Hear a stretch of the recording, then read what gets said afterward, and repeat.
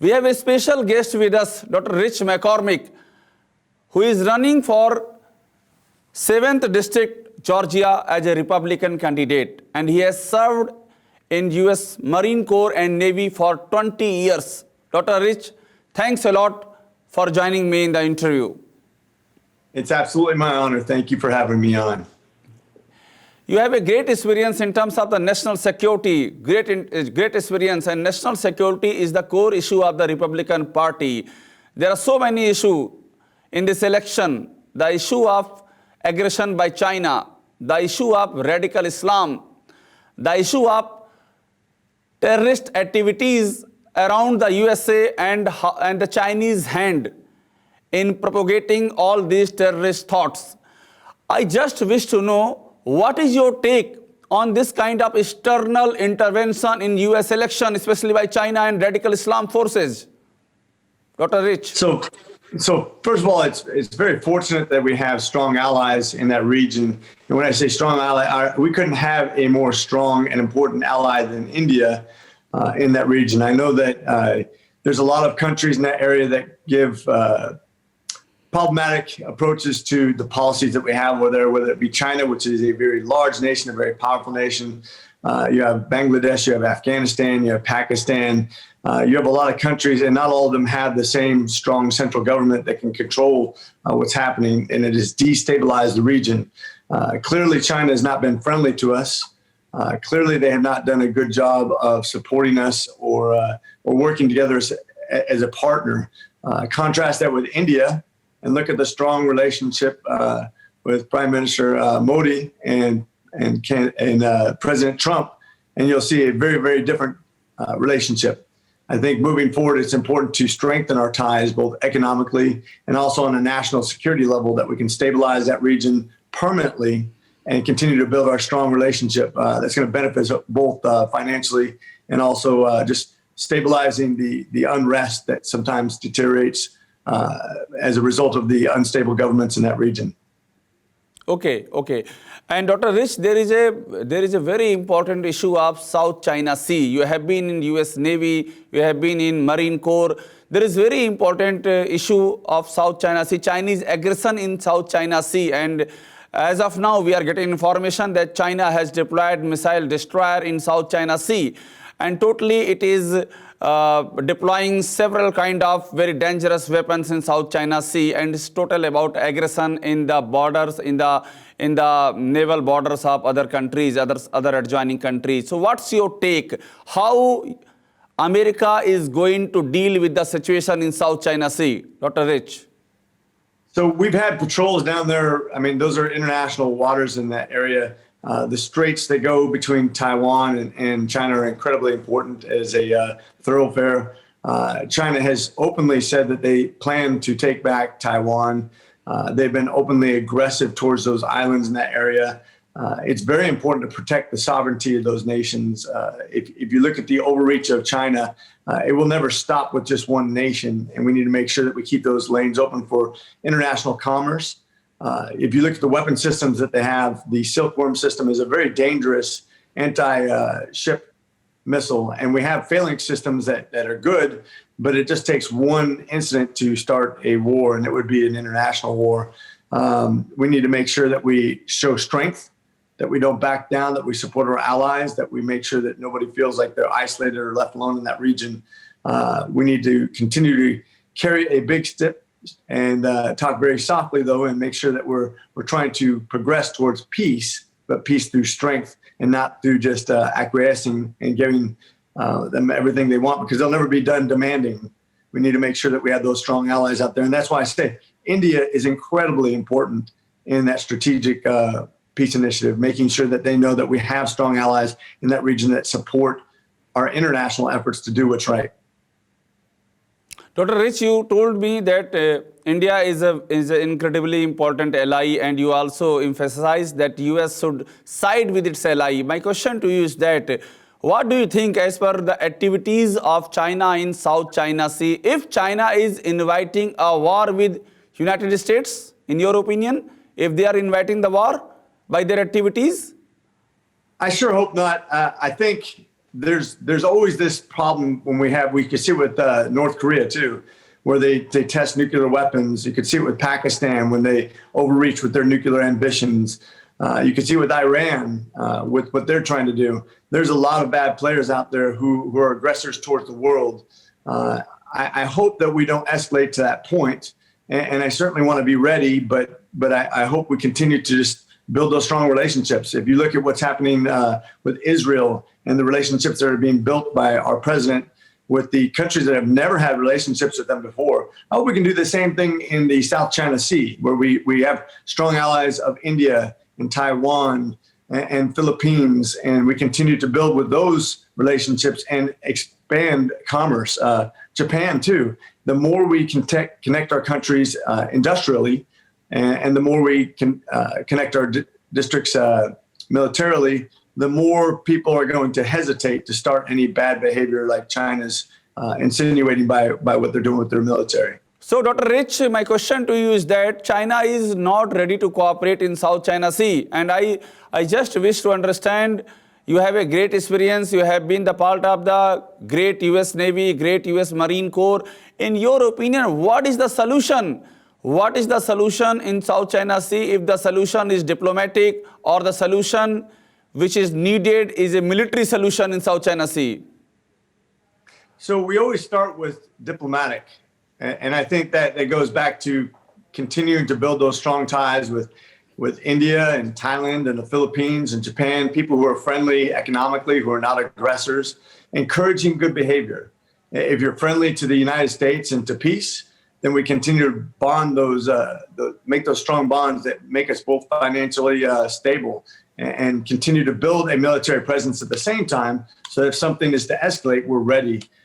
We should always start with diplomacy and peace first, reward those people who are friendly, those people who are peaceful, those people who will benefit the entire world, and then punish those people who have bad behavior. I think you're seeing the economic punishments of China actually coming to fruition. You're seeing the tariffs really take hold and force industry out of China to other countries. Even Vietnam and other countries are trying to transform into more friendly countries that I think can benefit all of us.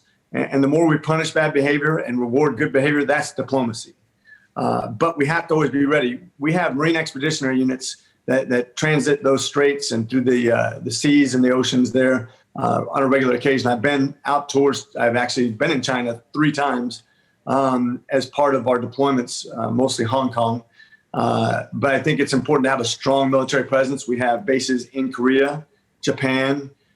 We constantly visit ports all over near India and other countries that are strategically important to us. So we have a strong presence out there all the time. And even things you can't see. We have submarines and aircraft that are in that area all the time, plus a strong naval presence. Yeah. Dr. Rich, there are 2 very important questions. First question is that there are demands from several quarters that the independence of Tibet and Taiwan should be maintained. Tibet should be independent. Taiwan, sovereignty of Taiwan should be maintained. In your opinion, I am asking you a specific question on Tibet and Taiwan. In your opinion, should, if you acknowledge that China, there is illegal occupation on Tibet by China, and Tibet should also be independent, in your opinion? Yes, absolutely. So why would I want China, a very unfriendly and aggressive nation, to have control of regions that they may think they have a historical claim to, but that doesn't benefit anybody? It reminds me very much of the Soviet Union when they kept on reaching out and grabbing border nations that were independent, whether it be Poland or Romania. They were doing that as aggressors, and that did not benefit those nations. China is not in an economic position that benefits Taiwan or Tibet. Certainly those nations are peaceful by themselves. They have strong ties, especially Taiwan, to the United States with trade. They're military allies as well. We've actually have a great ally in Taiwan, and we need to make sure we maintain those people and don't betray their trust. I think we need to stand by them and continue to encourage for those countries to be independent from China. So you gave a very straightforward reply, Dr. Rich. Thanks a lot for that. And my question to you is that do you also acknowledge that China has been doing a great human right violation in Tibet, in Taiwan, particularly with Uyghur Muslims? Huge human right violation by China in Tibet, and for that very reason, the United Nations must intervene. United States must intervene to stop the human rights violations in Tibet and Taiwan. Basically, Tibet and Hong Kong. Taiwan, I should also add to the list of Taiwan, because China has a very bad eye on Taiwan, as you know. But in Tibet, there is a gross human rights violation by China, and it is a well-established truth. There is no doubt at all. Dr. Rich. Yeah, so this is a very difficult thing to deal with. Not only do they mistreat people in other countries, but they mistreat people in their own country. Think about the oppression they have in China itself. They don't have freedoms. This is what makes the United States such a beautiful place. Even when we disagree with people, we allow people to disagree openly. We need to make sure we protect those rights in America, but also encourage those rights in other countries. Freedom is universal. It's not unique to any certain people. It's, in my opinion, a God-given thing when you say that the individual deserves the ability to make their own choices despite a government that's oppressive. And I think China is not just oppressive to Tibet and Taiwan and other countries around it. They're oppressive inside their own country. They're very dangerous because they will not allow change towards a better, peaceful, less aggressive nation. As far as how we interject for that, I think we should constantly use advocacy. We should use trade pressures. We should use our economic pressures to help that along. But unfortunately, there's a lot of industries that will cave to China pressure because they know that it will economically hurt their own industry. And that's what we need to curtail in America is the consumption of Chinese goods if they're going to misbehave and mistreat their people. I think that should always be downplayed that should always be recognized and punished, really, economically, whenever they're mistreating people. That's what we've done as a historical, in historical context with our nation towards other countries. It should be no different from China, even though they are an economic powerhouse, they are a military powerhouse. There's somebody to be respected in that respect. We have to be very careful about how we do this. But I think good behavior gets rewarded, bad behavior gets punished. Dr. Rich, in your opinion, as you witness the aggressive activities of China and the great human rights violation, as you also discussed in Taiwan, in Hong Kong, in Tibet. So, if there is any possibility that in future United States can also declare that it is against the one China policy, if the stand-up United States regarding one China policy can change in future, if Trump administration in future, looking at the current scenario, if Trump administration in future can totally reject one China policy?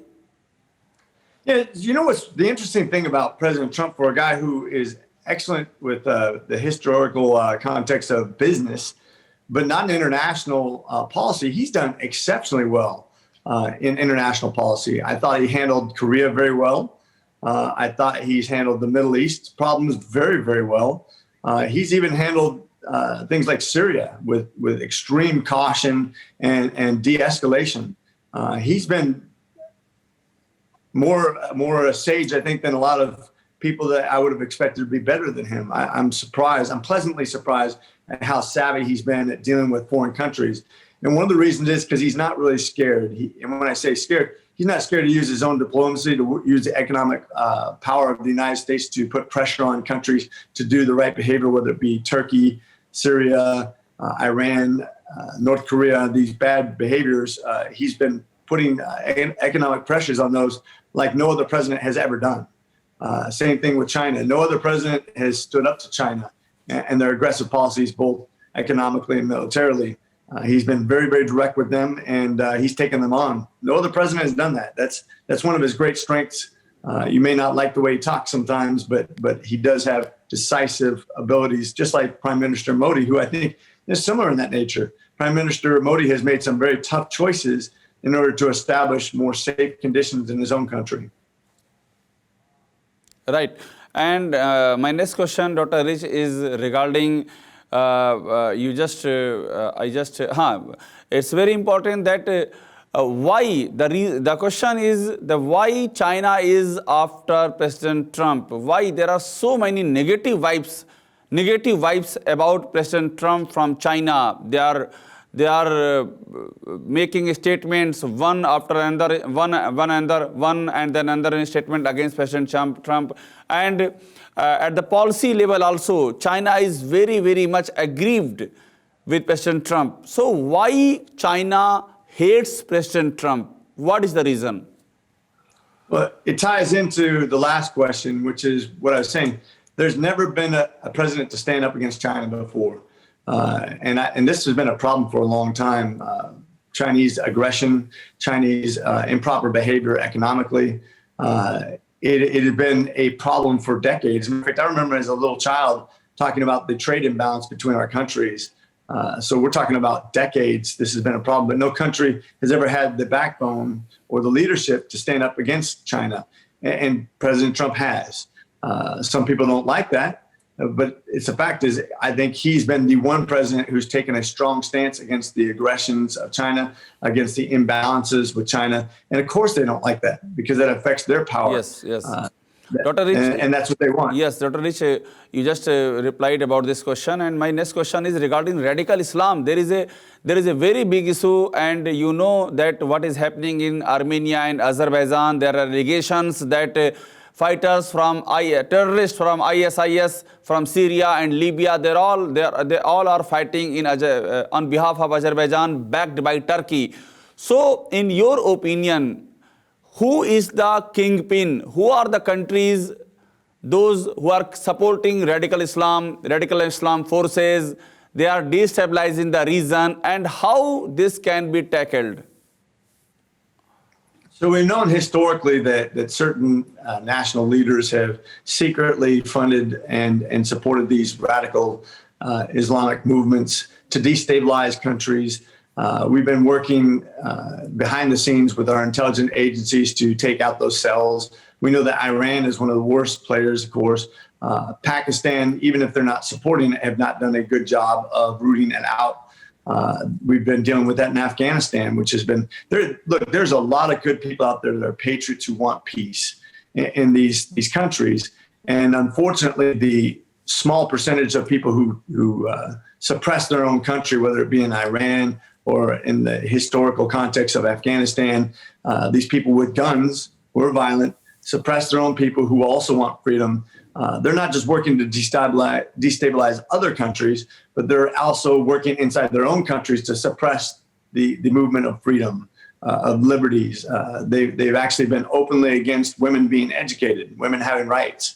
It's a travesty that there's a bit of hypocrisy from the left, in my opinion, where you talk about what's meaningful to the United States, having equal rights, making sure that women have the rights to vote and to work and to have equal say in government and to have representation. These are countries that have openly been against that. These radical Islamic movements have openly been violent towards people who are doing nothing more than exercising their God-given rights to be who they want to be and have the rights that they have. And I think that's reprehensible. I think that we need to not just speak against it. That's why we've been involved in countries around the world to help stand up for those people who cannot stand up for themselves. Right. And my last question to you, Dr. Rich, is regarding Indo-American community. Indo-American community, and basically in USA, there are some allegations that Democrats they are the supporter of radical Islam. They are the supporter of the radical left. There are allegations in United States, and these allegations have been printed and reprinted in foreign media as well. What is your opinion about the alleged support of Democrats to radical lefts, and how this is going to impact the US election, if in your opinion this is a big issue in US election, Dr. Rich? Well, you can see it with people who are absolutely out. It's not just radical Islam; it's socialism. Now, there's some very, very peaceful people out there who believe in the Muslim movement. I know that I've recently been talking to folks who believe in the Ismaili community, who are much more peaceful and moderate.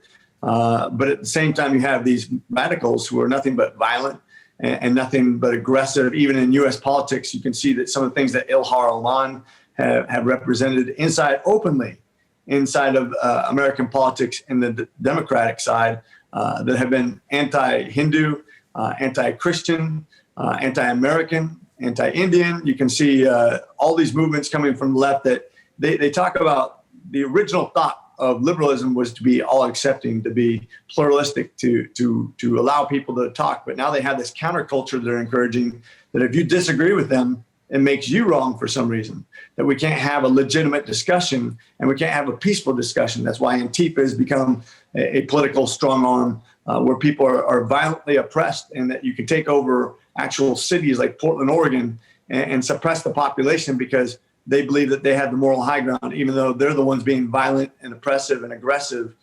That's not the American way. And that's what we're fighting over in America, is to get more towards the peaceful solutions, to be able to openly and Dr.